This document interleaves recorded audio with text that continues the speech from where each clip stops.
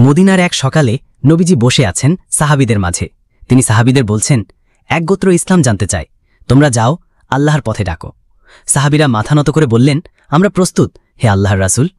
রাত নেমেছে, আর চাঁদের আলোয় সাহাবীরা কেউ উঠে কেউ পায়ে হেঁটে মদিনা ছেড়ে বের হয়ে পড়লেন। পেছনে নবীজি দোয়া করছেন। তিনি বলছেন, হে আল্লাহ, আমার সাথীদের হেফাজত করো।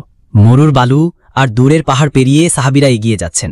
তারা জানে সত্যের পথ কখনো সহজ নয়, তবুও তারা আল্লাহর সন্তুষ্টির জন্য এই পথে এসেছেন।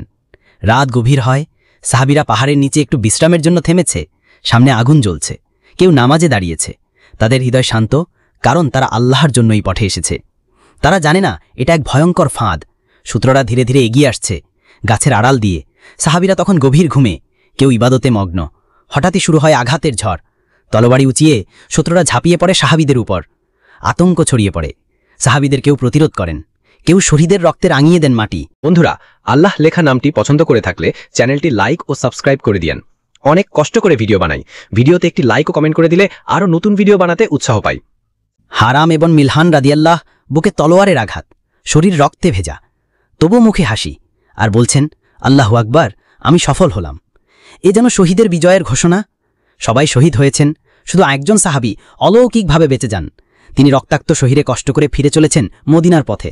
মদিনায় ফিরে এসে তিনি নবীজির সামনে কাঁদতে কাঁদতে সবকিছু খুলে বললেন। নবীজি শুনে অস্ত্র বিসর্জন করলেন।